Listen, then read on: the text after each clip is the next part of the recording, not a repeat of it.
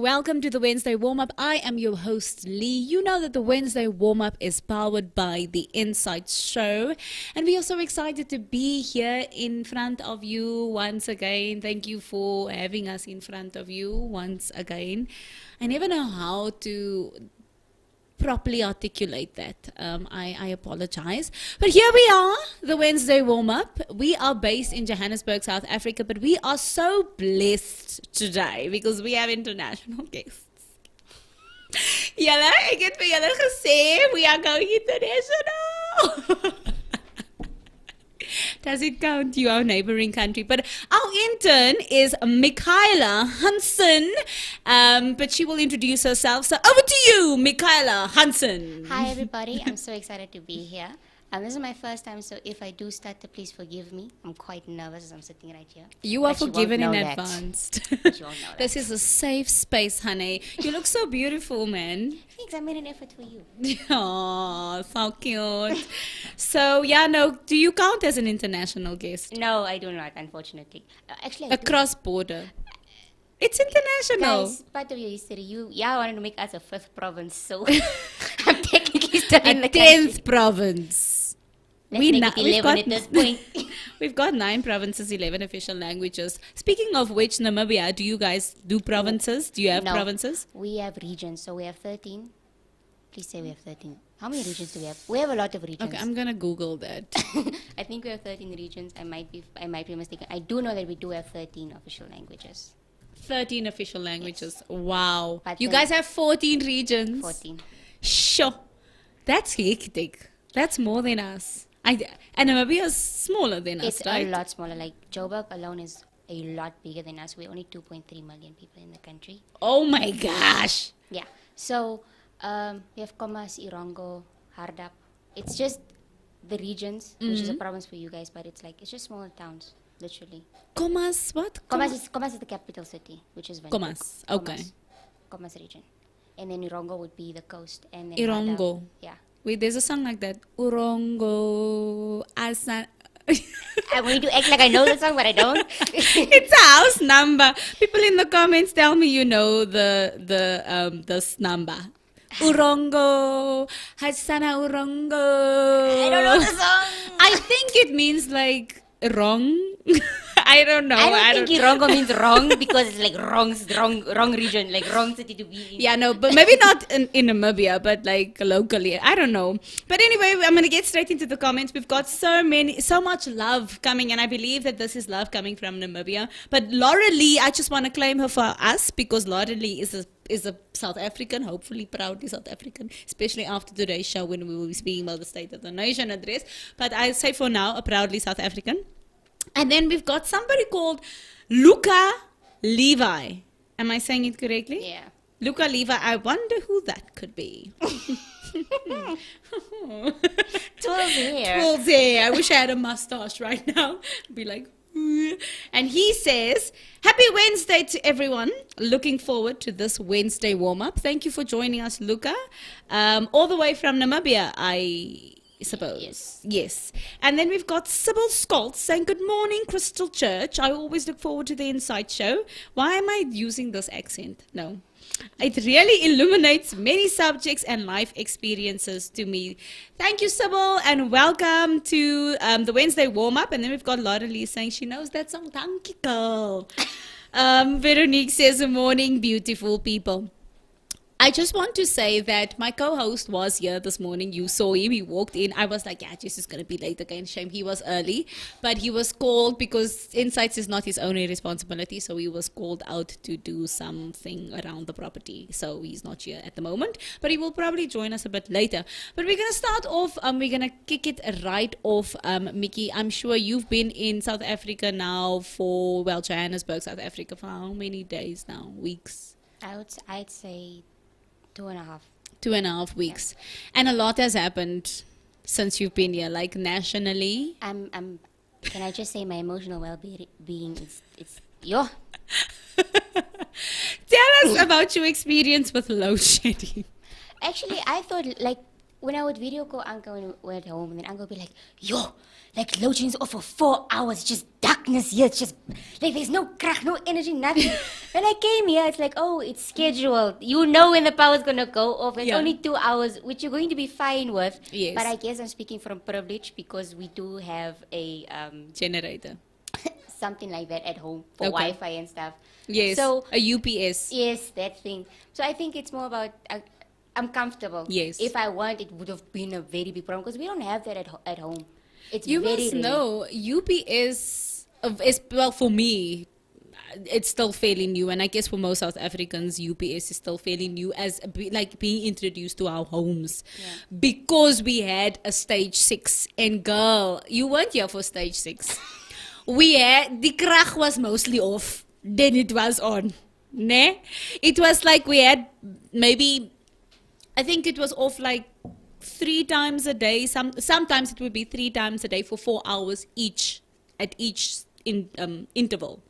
The schedule was like 4 hours. So that's 12 hours a day. That's 12 hours of electricity on. And most of the time, you can imagine the effects that it has on businesses, on households, on the hospitals. I mean, come on, you know. And generators are not cheap because fuel prices have also increased. There's inflation, there's all these things. So it's really, we've taken a knock as South Africans, I'm not gonna lie.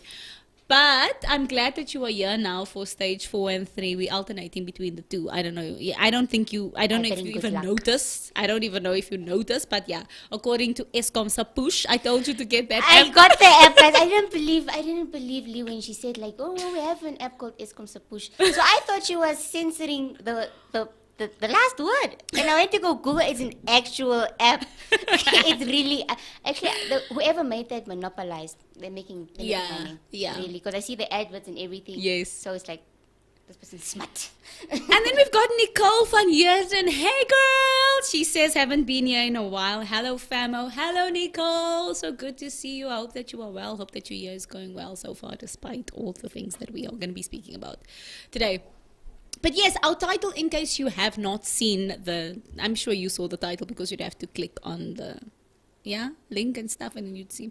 But anyway, it's the sad state of the nation. So there's a lot that has been happening in our country, a lot of tragic news, a lot of sad news. One of it is the tragic death of rapper, aka his legal name is Kiernan Jarryd Forbes. Some people say Kiernan, some people say Keenan. I'm going with Kiernan Jarryd Forbes, but he was better known as aka or Super Mega. And it's extremely tragic. I will put up this. I'm not too sure if the producer will put it up, but it's basically, yes, there we go. Thank you so much, producer.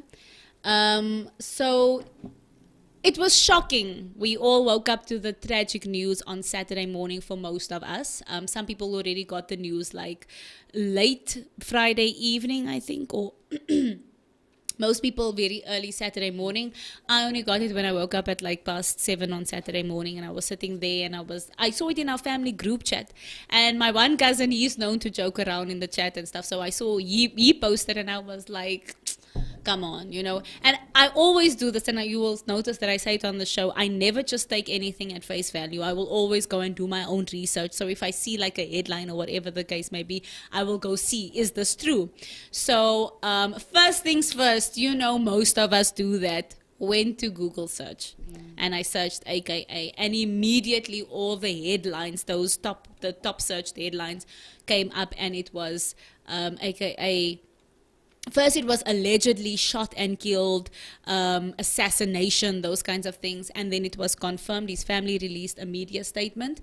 This was on Saturday, because I also got it Saturday morning, where his family released a media statement to confirm that he has unfortunately passed away. And I'm just going to read.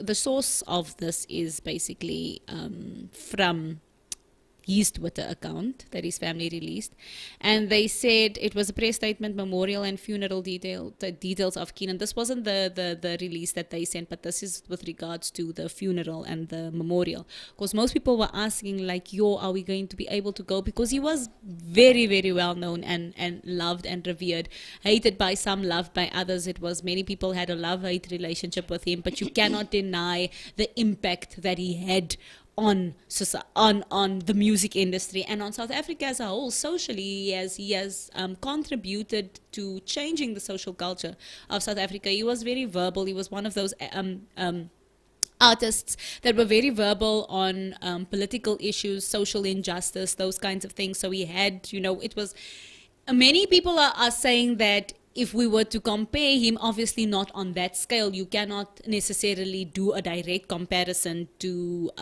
Tupac. But he was like a Tupac for South Africans, and he shaped the hip-hop industry in South Africa. Many people attest to that.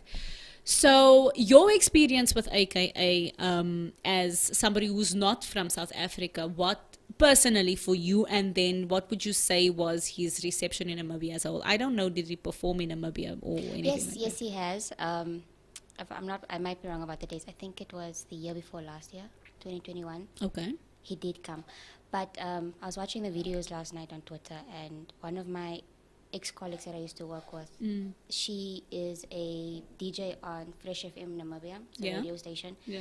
And they had a small little welcoming there, but when you look at the videos, like AKA was at the Soweto market, so basically it's like going to Aldo's and it's like a little food fair. You buy kapana there. I don't know if you guys know what kapana is, but it's like slicely thin meat that you eat it with salsa, and we call it kapana spices barbecue. Yeah. So there's a lot of stands of people doing that. It's called Soweto market. We call it the Soweto market, or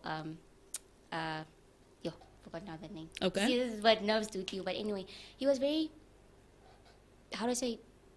He was a people's person. He was a people's person. He wasn't, even like if you look at the videos, he was even with one of our local artists called Mega Slaughterhouse. They were standing on a roof, just having a very good time. And he was walking in the ghetto areas, just walking. Like, yes. he down to earth, would you say? It's like he was from me. Even though with the reception came, it was small, it was intimate. He even drove from the airport to wherever his hotel was. Sure. Like, he got in the car and he drove himself. So, honestly, AKA, from experience of what I see, it's like he wasn't stuck up. It might be different to some people who had a personal relationship with him or met him in person, but from a different perspective where I didn't have that type of contact with, just based on videos that I've seen. Yes. And stuff. And then I saw a tweet that he did in 2019 where someone's like, oh, what are you doing in Nigeria? And then AK is, like, what do you mean in Nigeria? I mean, Namibia, get it right. I died. I'm like, okay, so the guy's like super, how does he defensive about where he's at? You want people to know where he's at. Yes. So like, it was a very nice person. I'm excited much more. Yeah.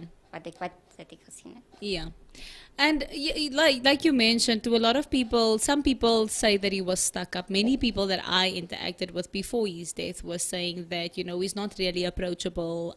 Many people that I know was saying that, he would keep you at a distance. He wasn't very friendly. Many people compared him to Casper Nieuwest, who was known as his, like, almost like in the industry, his arch nemesis. And they were like, compared to Casper Nieuwest, he's so stuck up, he's so arrogant, you can't approach him, and those kinds of things. I guess because that's what death does to us, it makes us a lot more sympathetic. Some people, at least, the sliver of humanity that has sympathy, it will change, and you want to respect somebody, especially in their death, especially somebody who leaves a legacy, because he definitely does leave a legacy. But a lot of people were like, hey, my experience with him wasn't that great. I remember somebody was saying that he performed at a high school many years ago, and he was still, he just got onto not just got onto the industry, but he was still fairly new, and he performed at a high school, a local high school in Johannesburg, South Africa, somewhere in the West Rand. I'm giving away so much information right now, but anyway, and then they had like a little green room for him. Obviously it's a high school, they don't have the big budget or whatever. I think it was for a matric fundraising, and then they were saying that he was like, I don't want this water, I want Valprey, you know, that kind of attitude.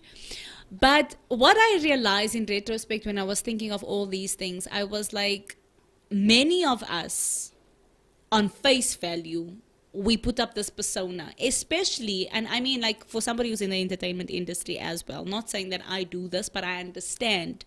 I can empathize with people who do this in the entertainment industry, where you put up this persona and you put this, like, you know, this wall, this around you. And I think it's called, Xavier, if I'm not mistaken, dissonance, or, yeah, but basically, you put up this wall so that people don't raak you gewoond. I died. Yeah, like, I'm just going to get real ghetto about it, right? Correction, I got the name, single quarters. What? Go. Single quarters. Single quarters. Yes. The Soweto market. Yes. Okay, cool. So you do that so that people don't raak you gewoond, because many a times you will find that people do raak you gewoond. So direct translation, what is the direct translation? They raak you gewoond, man. People in the comments. Met jou. Cognitive dissonance. There we go. Luca Levi coming through with the English. Thank you. We need you right now because it is flying over the head right now. Look, man, but I'm trying. I'm trying. Yeah. So what happens is that people take advantage of you. Yes. If they get too close to you. And I think that it's important to have those, people call it personal boundaries and space. And many people misinterpret that personal boundaries, that personal space that you are creating for yourself to protect yourself, so that you don't become an actual horrible person. Many people create that in order for them to not get into situations where people are mean and malicious. Right? Because I don't know, were you familiar, and you know, I don't know how it is, and I'd like to get your comments on it. When it comes to race, many people have turned this conversation into conversation about race, right? We are talking about, so in South Africa, people like us, I prefer to say brown people, many of us have been classified under the apartheid laws, and they still use it today, as colored. And he would be considered colored, right? AKA.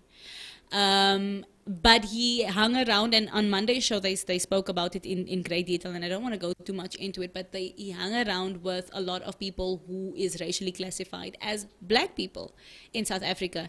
And there is still a very, very, very big racial divide and segregation among us, although we have come very far from apartheid, yes, and a lot of people is like, yeah, it was better in apartheid. I personally don't think so. I obviously did not grow up in apartheid, but I know what my parents went through. I know what my grandparents endured. But there is still that racial divide, and people have quickly turned the conversation into a conversation about race. And there was one person, I think it's a troll. I don't think it's an actual person. Like, it's not that person, Bali, something like that on Facebook, was. And I'm going to paraphrase because I don't want to give this person too much scope, was basically saying that, AKA was colored, so he deserved to be killed. So what is the racial, is there racial tension in Namibia?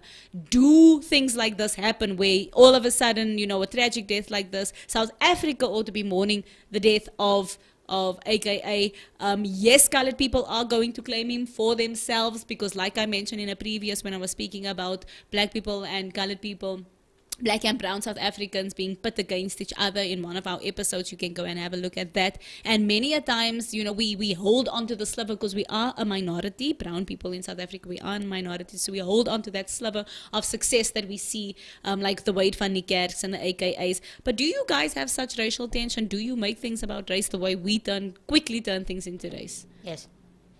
Immediately, yes. It's not as bad as it is here. However, it is, it's just the blatant truth. When you apply for medical school, right? So we recently opened our medical school like a few years back only. We used to study in South Africa for medicine. Wow. However, if you look at the demographics and the racial demographics in universities, yes, they always give space to a to the black people first, because that is people who they want their own people to succeed. Then it's the colors and it's the whites. Okay. So even though this white person has better marks than this black person, who will get the better spot? Yes. So your race does play a role in a lot of aspects, and it's sad to see. However, for it to be as blatant as it is here in South Africa, it's a bit. We're a very traditional and conservative country. Okay. How people push agendas here, it's not really done that side where you guys would get support. People should be like, oh, okay. What's that? You go, girl. I'm going to sit here and just watch you. You go. So, like, this thing about how people were trying to make it a racial thing that AKA got killed because of X, Y, and Z. I don't understand it necessarily, mostly because of where I'm from. Yes. Because for me to say, oh, yeah, they're in Namibia, they do this and this, I can't say that. I'm 21, I don't know a lot. Yes. I don't get out there a lot. So based off experience, yes, it is there, but it's not as aggressive as it is here. Yes. Because for me, it's, how do I say, a lot of my friends are black. Yeah. Okay? It's who I feel comfortable with, who accepts me for me. Yes. My own race sometimes rejects me because of my certain views, and because I'll give you, Reborts is a very small town. They're very, very conservative. And it's just, we have a different race. We call it basters. Yes. Okay? Not bastard. Basters. Basters. But it's the same as a colored. However, they will fight you to the death. They're not the same as a colored. Yes. But it's the same thing. It's exactly the same thing. They literally put black people below them and white people above them. So the standard would be white. So if you come there with your natural, you'll be like, oh, can you go harder kami? Yeah. Can you dat gedoen nie? Whereas it's like, you can say hare reguit maak. You can come say so aantrek, you can like say. As soon as you just have some sort of creative freedom, or you do, if you follow a career path outside what they're comfortable with, they're like, wat maak jy? Yeah. So it's not a very open culture. If you're not exposed to, they're very close-minded. It's like I told you the other day, like our recreational activities, it's non-existent. Sure. Literally, it's only smoking and drinking that's made available for us, and it's cheap to do that. Because I asked Anka today, Osi, that's what I call my older sister. It's what we do in Namibia. Anyway, I was like, do you guys have clubs here? And she's like, no, we have clubs in Cape Town, but we don't have clubs here because that's not the norm here. Whereas you see 14-year-olds in the club because that's the only fun thing to do. We don't have, like, guys have Sun City and Gold Reef City. We don't know those things. Sure. It's not a thing, yes. you know. But, it's I think it's everywhere to some degree. Yeah. It's strange though you're speaking about clubs, because the club scene has changed. I would say, like, I'm thinking back on my younger years, and yes, I can say that, guys, okay. Like in my my 20s and so forth, the club scene definitely has changed. It's not so much Joburg does have clubs, but it's not like how you would picture clubs to be it's like a lounge. Zoom, zoom, zoom. Yes. So a lot of it has changed into that kind of style. But even in Cape Town, you will find that. Like, it's not really like this rave vibes like how you used to it. Obviously, there's still those elements. There's dance floors, there's lights, there's DJs and stuff. But it's a lot more now around chilled, social vibes, sitting around a table, popping bottles, you know, having a special VIP section for people, just the general public that can go and pop bottles and spend up to millions literally a night flexing and posting their receipts on social media. But it's interesting that you mentioned that, the close-mindedness, because it's the same in South Africa. And I think, like what you were saying, I think that it's very similar to what I don't know AKA personally, but what I think that the reason why he mostly had, like you will see, he mostly had black friends, he dated black girls, and many colored people are like, yeah, why would he do that? But I think that he had the same mindset that you have, like, you know, not necessarily to advance himself, only, I will say solely to advance himself in the industry, which is primarily, I mean, if you think hip-hop, you think hip-hop being African-American, right? Mostly Black American. And then in South Africa, not many colored people vibed with hip-hop. It would be like a very, very small minority. But most black people in South Africa, even on the hip hop scene as artists, are black South Africans. And I think that he assimilated more with them. They shared more common interests. And I think that's the reason why that you would find a situation like that. I also have to say, like, the preference does set a lot of,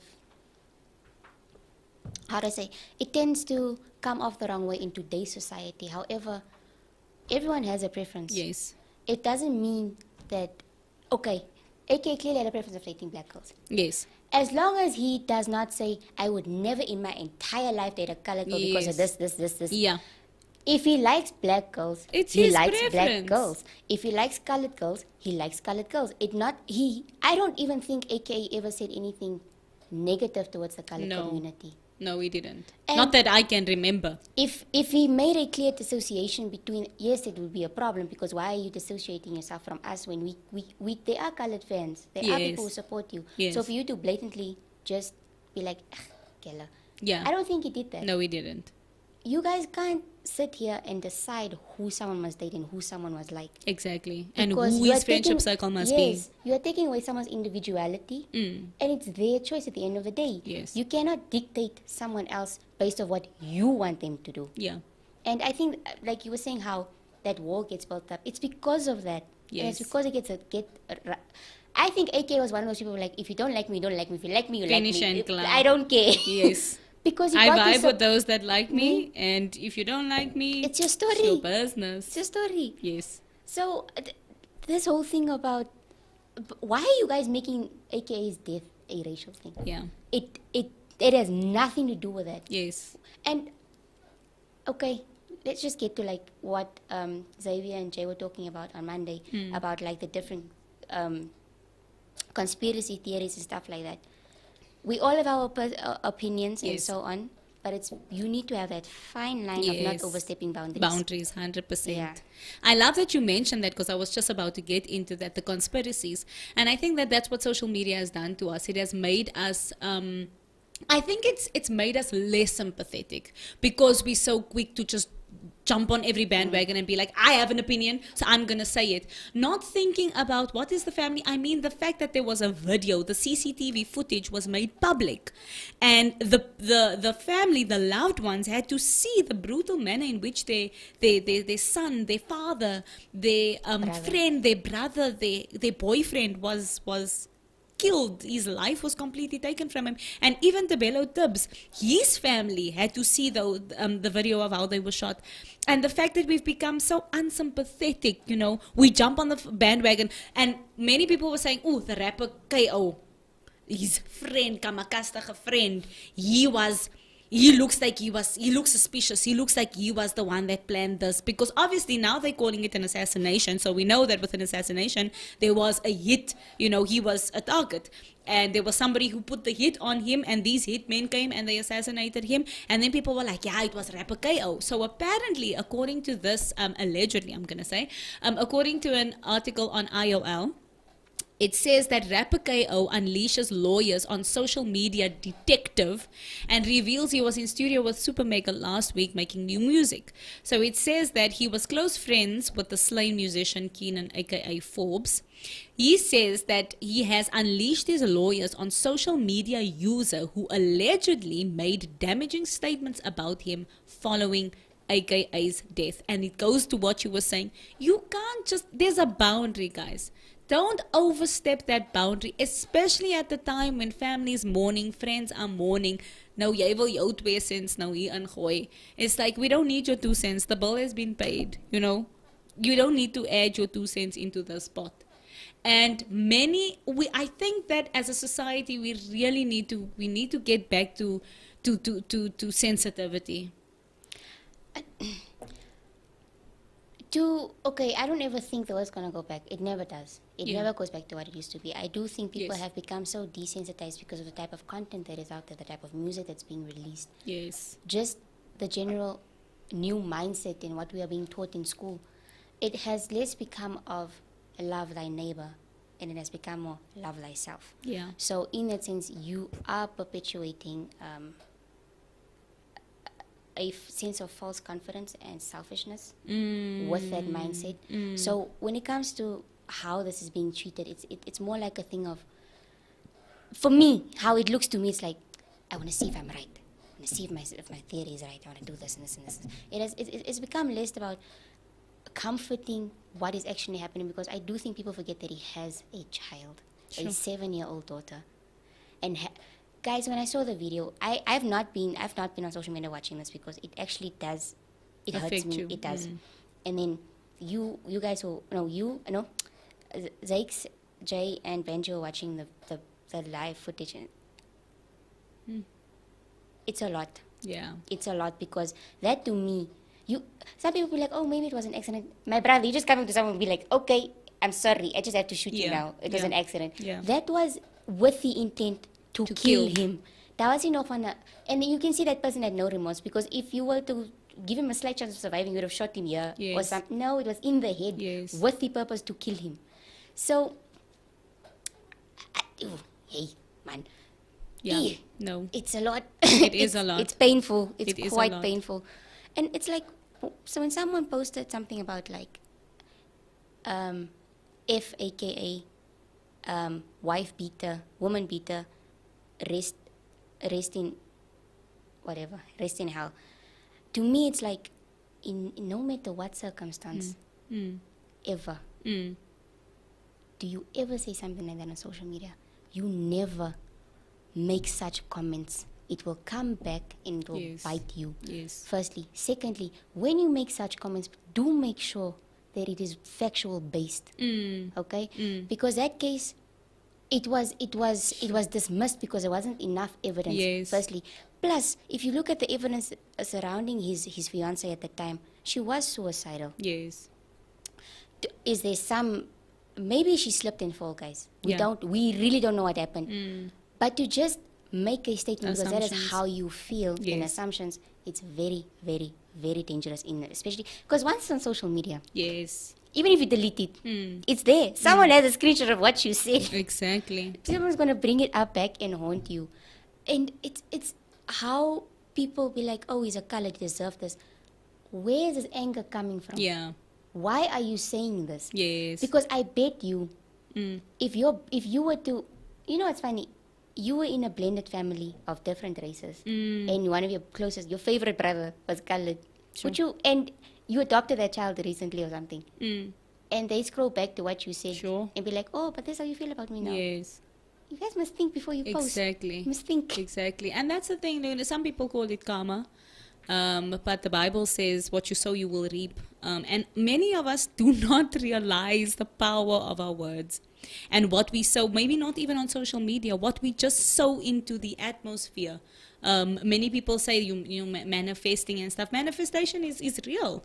Although the world has corrupted it and it's made it about self and sending things into the universe and stuff. And we know that the universe doesn't have that power. Even God holds the universe, right? But the things that you say, there are spirits hearing what you say, and you yourself are the activator of the things that you say. So we really, really, really need to, and I would just like to, throw caution to the wind and say to people, please just be careful with the words that you use. Be careful how you speak.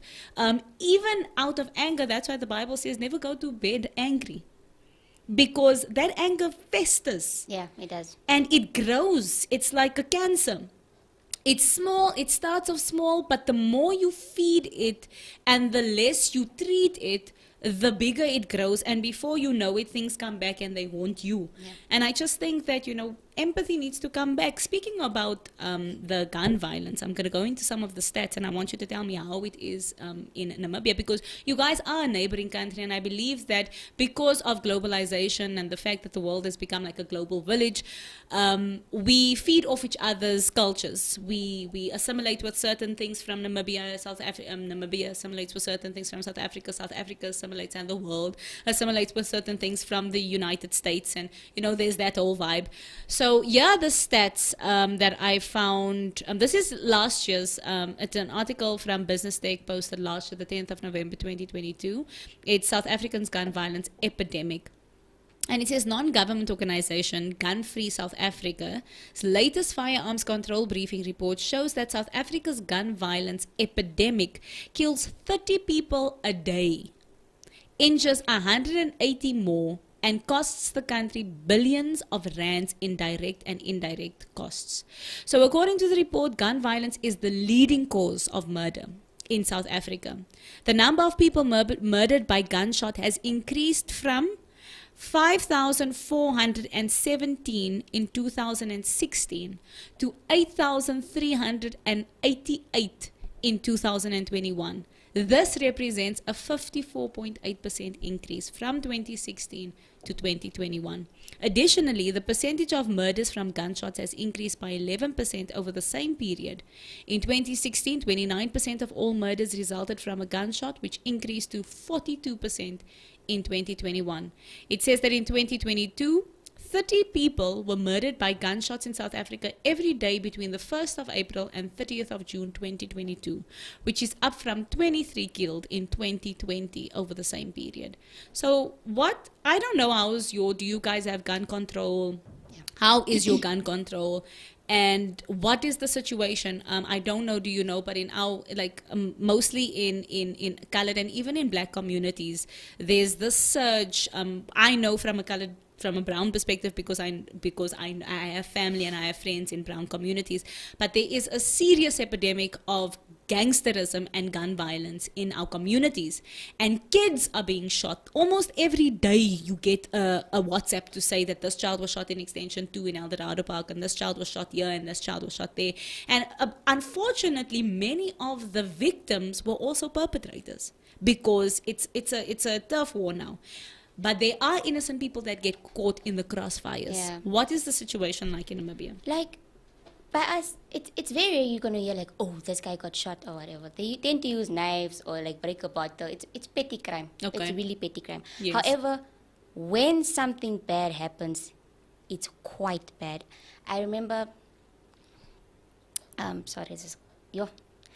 basically there used to be this little boy that used to come to our butchery in Cape to come buy meat, but he was deaf and he couldn't speak. Deaf and mute. Yeah, he was deaf and mute. And after a while, we didn't see him for a long time, quite a long time. And then it came out that his stepfather severed his head and threw it in a dustbin. So we have a lot of passion killings, a lot. It's not something like we had one serial killer. He's still not found, but they knew what he did. He used to kill prostitutes on the street. It was a big thing, but he's dead now. Yeah. He's dead. Yeah. But stuff like that, or a few years back when, last 2020, a girl got murdered. Her name was Shannon Waterfall in Wasserval. And she was killed by her best friend and her boyfriend. It's a lot more personal. It's not, how do I say, it's not like crime. It's done with intent to hurt the person. Yes. Or this little girl that was found in a riverbed with her organs taken out for the black market. Stuff like that happens in Namibia, but it's so rare when it happens. It's it shakes you. It shakes us. Yes. It's not like you guys, it's oh, okay, sorry, man. Yeah. Move on to the next. Yeah. So because tomorrow there's another story. So gun violence happens. There's stuff that happens. Example, the kids are playing with their dad's firearm because they have farms and stuff. Yes. Exactly. The gun is loaded, shoots. Stuff like that happens. Freak accident happens with guns. Okay. So even here now, statistics, it's petty crime, occasional gun violence, but usually knives and just a lot of physical fighting. At the club, if you go to our clubs, you'll see people being kicked out because they're fighting because this guy accidentally just pushed him a bit too hard. It's stuff like that. So clearly I'm glad that they called it an epidemic, because it surely is an epidemic. It's out of proportion. It's sad. And it's sad listening to you. I actually got chills listening to you say that, when it happens in Namibia, because it doesn't happen so often. It's very rare that it does happen. Also, given the fact that it is a lot, it's used, like you were saying, you guys are still very conservative. And a lot of people are pushing against conservative and traditionalism. But I do think that there is a protection within those spaces. That yes, there are reforms that is needed within conservative and traditional cultures. For instance, like the what you were talking about, Riabos, and the very stuck in your ways kind of mindset. And yes, many of us do need to change that. In every culture, it doesn't matter what your racial classification is. In every culture, we need to change that. The stereotypes that we have about other races, the stereotypes that we have about genders, the stereotypes that we have about just children, people, those kinds of things, because like you were saying, the world is never going to get better. The Bible, in the Bible, there's prophecies about it. It's going to get worse. Yes. These are birthing pains, is what the Bible calls it, and clearly we are living in the last days. When you see the signs, you mentioned it earlier. In Timothy, he speaks about it. People have become lovers of themselves. They cling to what is evil and they reject what is good. And we see it every single day. So what we have to do is we have to protect that moral high ground that we have been exposed to. And especially as believers, because there's a certain mantle that has been placed on us as Christians to go forward and to carry this mantle of hope and of restoration and of morality. And it's difficult to do it in an environment that is constantly changing, that is free will, that is do as you please and those kinds of things. But yet we still have to be vigilant. We have to watch out for these things. But I got chills when you were mentioning it earlier, and you were like, these things rarely happen in Namibia. So when it does happen, it's a shock, because it's true. Even I have become desensitized to the things that's happening around me. I'm like, and it's almost like an aftershock that happened. I mean, with the death of AKA, when I saw like I said to you, my first response was like, ugh, man, this is just probably another fake news headline kind of a thing. And then I went to go check it myself, saw that it's real, put my phone down as if it didn't register. And I was like, in my subconscious, it was like I'm saying to myself, no, another one. I'm going to be honest with you. Yes. I'm going to be honest with you. Like, I'm now thinking back, and I was like, maybe only by Sunday afternoon, Monday, I'm like, because now I'm seeing, obviously, more people are posting about it. So now you're becoming conditioned to see the sadness and whatever. And there's a sliver of sadness. I'm not going to lie to you. This is exactly how I felt. I'm not going to try to make it seem as if I was like extremely heartbroken by it or whatever the case may be. But I was like, people were saying, Rick died now the other day through suicide. It's AKA now. But I'm like, I've been exposed to so much gun violence already. It's almost like, oh, another one. But to be fair, you don't have that personal relationship with X, Y, and Z. However, I do understand, because like, I'm actually supposed to be very worried about this, but I'm not. And again, that thing goes back to, empathy. Like, and I'm afraid even for myself, I would like to consider myself an empathetic person. I do feel for other people. Sometimes I get to I had to, and it's sad because he was how old? 35 years old. Yeah. His birthday was now the other day in January, and he's got a 7-year-old daughter. There are speculations. Also, these are rumors. People, please don't just follow everything that you hear. There are rumors that Nadia Nakai, which was his girlfriend, is pregnant. We do not know if it's true or not, but we give Nadia her personal space in order to mourn as well. She's mourning her love. You know what I'm saying? Not funny, excuse me for my choice of words, but I was shocked yesterday when I was listening to the news on my way home. Yesterday was Valentine's Day. Happy Valentine's Day, by the way, to everybody out there who is watching. Much love to you. But Riva Steenkamp, I don't know, do you know Oscar Pistorius and Riva Steenkamp? Yes. Yesterday marked the 10th year anniversary of her death, when Oscar Pistorius, passion crime, killed Riva Steenkamp. He shot her. Right? And there again, we've got a situation of... And it's like the world goes on. It has to. I'm sorry. No, I get you. And that's what I'm saying. How do we, with all this influx of bad news every single day, these are famous people that we know, but there are many commoners, normal people that go through these kinds of things. Families that need to pick up the pieces afterwards. But what happens? Life goes on. You know what I find so funny about today's society is the fact that they are so sensitive yet so desensitized. Sure. You're that. Woo. You know, it's like, you can't say this, you're offensive. You Yes. can't say this, you're wrong. Yes. You can't do this. But then at the same time, they're like, it's my right. Yeah. And I need to do this. Anyway, life goes on. You can't just keep... They romanticize everything that is bad. Yes. However, anything that is good and constructive and just, Yes. it is the complete opposite. Yeah. So if I want They to... reject that, Yes, like, it's the same thing with... I'm going to say something very controversial. It's, you can't decide... We can't name your child. You need to give your child a gender neutral name. Yeah. If I raise my girl to be a girl, I'll raise her to be a girl. Yes. Or a boy. Yes. That is my choice, that is my choice. As long as you live under my house, you will follow my rules. Yes. I think Yes. that's the whole thing about where your parents have to, yes, your parents have to nurture and love and care for you. However, the element of discipline has been, it's been eradicated. Yes. Like it's a crime to discipline your child. And I'm just like, how do you expect your children to be upstanding members of society? Yeah. Yeah. In any sense of the word. Yes. I mean, we celebrate disobedience and we celebrate violence, you know, because I heard people speaking and they were like, yes, yeah, you must be careful of that one. Yeah, you know, he's very violent. He's got a short circuit. As I don't opstaan, I moet jy weet.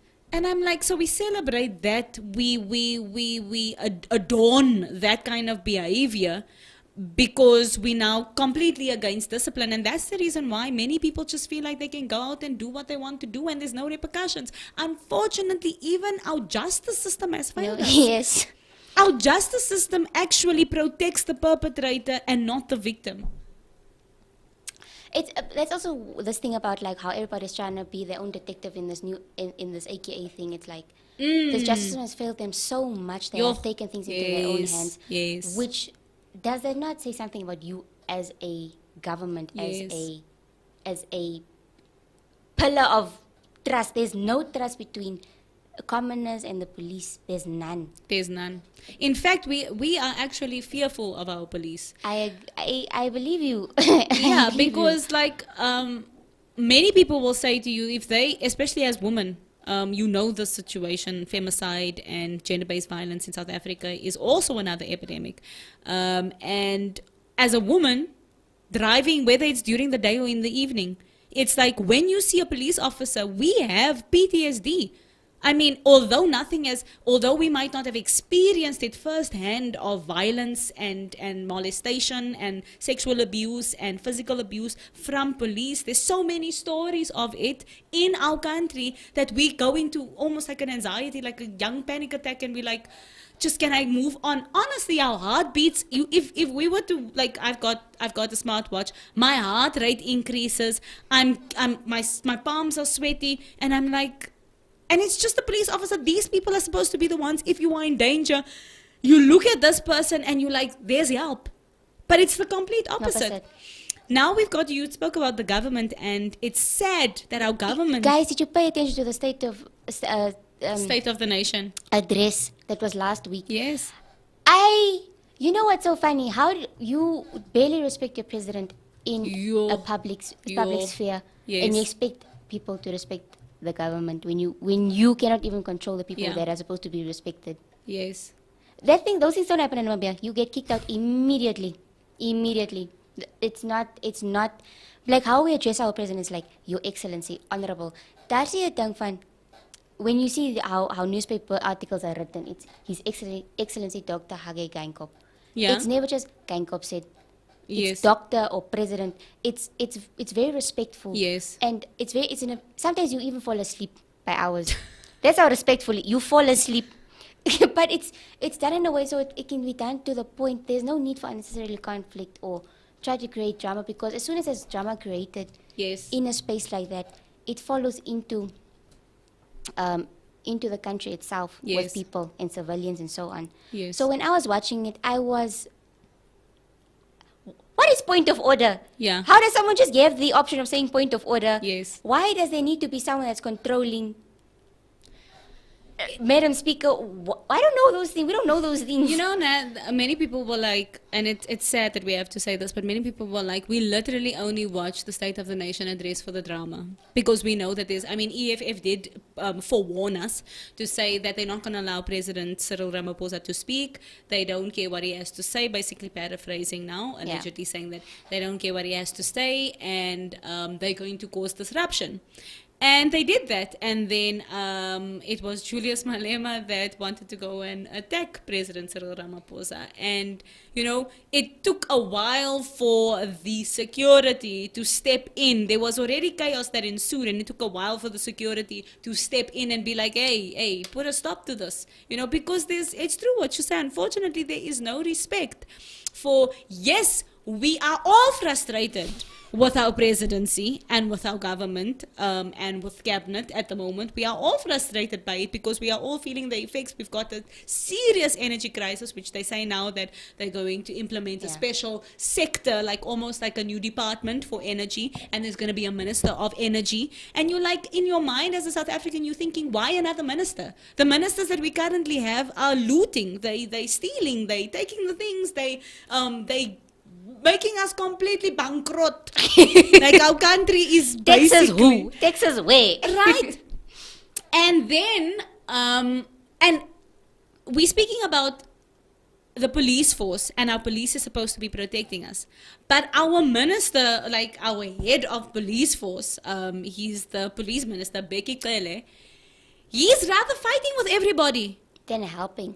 He's fighting with everybody, and he's gangster mentality, my bro. I'm talking about like fast gun, alum eight kind of a thing. Like, what you gonna do, Dala, what you must.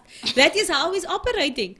I mean, it says here that Malema, one of the articles that I read, and I heard about it this morning also on IOL, it says that Malema implicates Michaiyla. Malema is Julius Malema. He is the leader of the EFF, the Economic Freedom Front. It's one of the top 3 parties in South Africa currently. And yeah, they're known to cause like ructions. They're known to they Malcolm X kind of you know. And he implicates Michaiyla in alleged plot to assassinate Floyd Shivambu. Floyd Shivambu also belongs to the EFF. It says that the EFF has accused some of the police top brass of being involved in an alleged plot to assassinate its deputy leader Floyd Shivambu.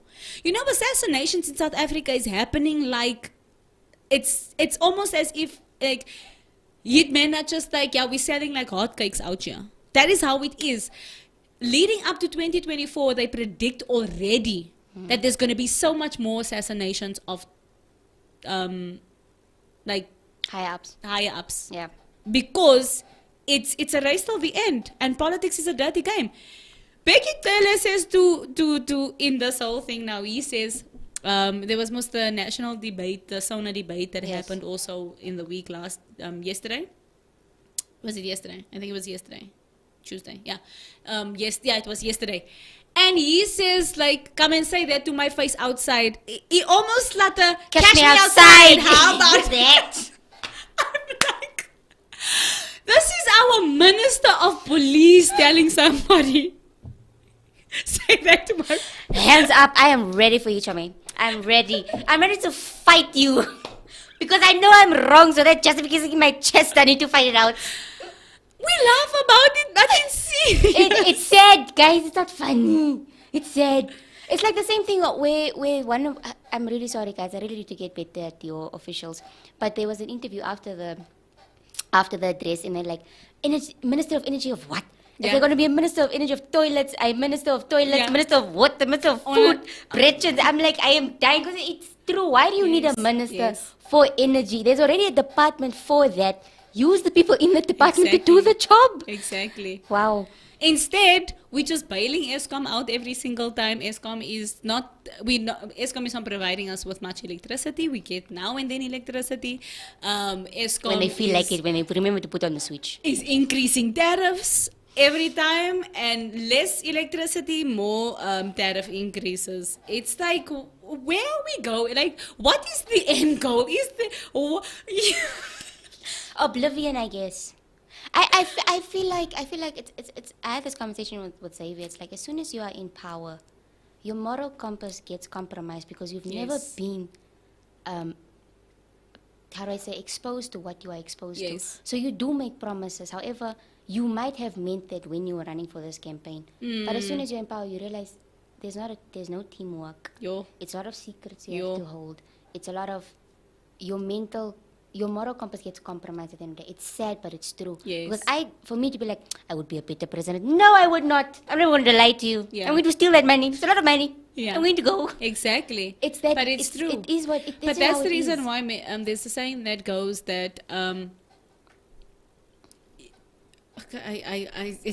it's slipped my mind. It has befallen me. But basically that your character needs to sustain you to the level that you are going to go to. So there's no use climbing the highest tree and there's not enough oxygen up there because your head is already so big in order for you to, because the higher you go, the altitude and that. So you need more oxygen, up there. So you need a strong character. That's the reason why you need to go through processes. You can't just come out of nowhere and be made minister. Like, how are we doing this? Like, where is the qualifications? Where is the training? Yes, you say that you come from apartheid and you were in the struggle and stuff like that, but are you equipped for leading a country? That's the difference. Struggle, and now where we are in the democracy, trying to pick the nation up again, you can't be destroying the nation further. It makes no sense. Not everybody can be a Mandela, but everybody can be a Sir. Yeah, that's deep. You're just coming with the tweets here, girl. For those of you who aren't Twitter, I'm not. I feel like it's the devil's playground. I die. Twitter is actually very nice if you know how to get around it. I can't deal with Twitter. We had this thing in South Africa. I don't know if you know about it, but it was like this platform called O Toilet. And basically, O Toilet is, if I have beef with you, I say, Mikiya sa die and Mikiya sa die. And sy was met die man and sy was... Basically... trash. They're filtering out the trash. Yes. No. But anyway, speaking of that, we've come to the end of our show. But thank you so much for everybody who tuned in. Thank you so much for getting involved in the comment section here. We have 2 more comments we've got that we haven't read yet. And Elise Jacob says we need to be more sensitive, 100%. Luca Levi says so sensitive but so desensitized. I agree so much, 100%. So thank you so much for getting involved in the live chat, chatting with us, sharing your thoughts, and chorusing the lorusing with us. We appreciate it so very, very much. But outlooks for so AKA's memorial will be this Friday the 17th. There's also a live stream, so you guys can go and check it out. I think it will be it's on his Twitter account. So if you go follow at AKA Worldwide, me saying that I don't like Twitter and I'm banting it, but you will find that there is the memorial will be at Sandton Convention Center, but you must book your tickets. And I think the tickets are sold out because I tried to do it yesterday and it was like no. And then the live stream is on YouTube, so you can, for those of us that cannot make it to Sandton Convention Center, they will live stream. The funeral is on Saturday, but it is a private ceremony. But I also want to send, first and foremost to AKA's family, our deepest condolences, our deepest sympathies. I do not know if anybody will ever see this from your family or whoever, but we would love to send our deepest condolences, and we pray that God would comfort and strengthen you during this extremely trying times. We pray for his daughter as well, that God will be with her in the years ahead, growing up without her dad, that God will send people around her that will be able to not take his place, but that will be a father figure and a healthy and happy father figure in her life. But then it's also Tebello Tibz Motsoane, who was his friend. It was basically like his brother, and this is what his family said, Kiernan's family said about Tibz, that he's also another soul that was taken tragically. And I know that because Kiernan was the one in the forefront and stuff like that, he was AKA's manager, and because AKA is the one in the forefront and he's the one, you know, he's the star. But Tibz played a very vital role, and not just because he played a vital role, but because he was also another human, and he was another mother's child, and he was another sister or brother's brother. And he had family and he had loved ones, and he also taken by the cold hand of death. So we want to send our condolences to his family, his loved ones as well. So yes, that's it from us. Mickey, do you have any closing remarks for today's show? How are you enjoying your internship so far? It's quite nice. I can't wait to go back home and do my presentation. I hope my lecturer likes it. Leka. But yes, sincerest condolences to KK's family and Tibz family. It's a lot to handle, especially having to see how their lives were taken. Yes. I apologize Yeah. sincerely for whoever has to see that, because it's not a good time. Yeah. I have not seen the video. I don't think I want to see the video either. So I haven't made an effort to go look for it. But yeah. Please, can we all just be sensitive and act in empathy? That's it from us, everybody. I hope that you have a good, blessed week further. Keep safe out there. Really, I mean it sincerely. Do keep safe. Watch your surroundings and always stay focused. Love you guys. Until next time. Bye.